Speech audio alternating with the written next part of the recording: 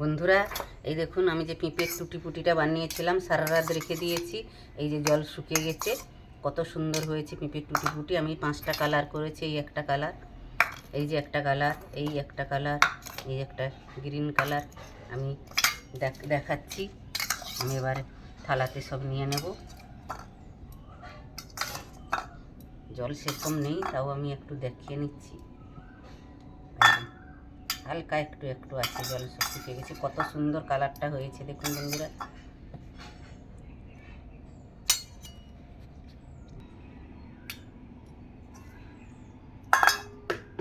সুন্দর, এটা নসি কালার।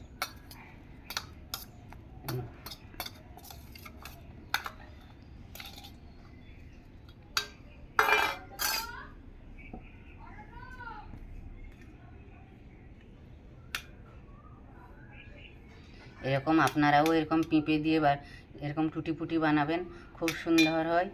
তরমুজ দিয়েও হয়, তরমুজের খোসাটা দিয়ে, চাল কুমড়ো দিয়ে। কম বেশি সবার বাড়িতে থাকে, গ্রাম সাইডে তো সবার বাড়িতে থাকে কম বেশি। পেঁপে গাছটা সবার বাড়িতে থাকে, পেঁপে দিয়ে করবেন।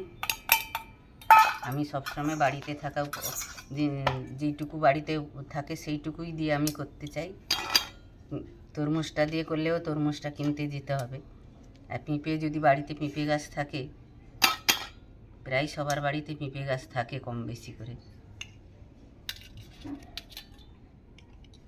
কত সুন্দর টুটিপুটিটা হয়েছে দেখুন, পুরো ভিতর অবধিও কালার ঢুকে গেছে। আমি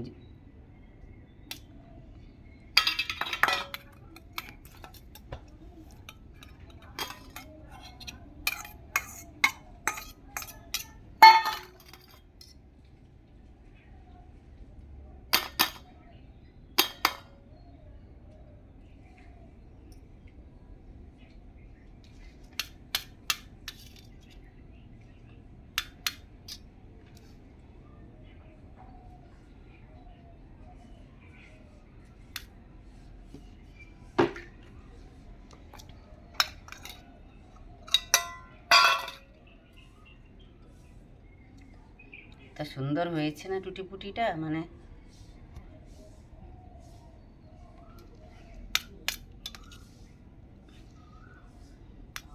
এই টুটিপুটি কেক বানানোর জন্য নিজেরা যদি বাড়িতে আমরা তৈরি করে নিই, তাহলে আর কিনতে হবে না।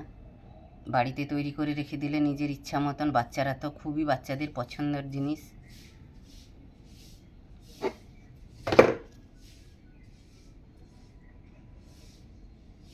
এইভাবে আমি একটু পাখার হাওয়ায় রেখে দেব। আমি কিন্তু টুটিপুটিটাকে একটু রোদেও শুকিয়ে নেব, তাহলে টুটিপুটিটার কিছু হবে না। আমি একদিন রোদ খাইয়ে নেবো, 1-2 ঘন্টার জন্য আমি রোদ খাইয়ে নেব।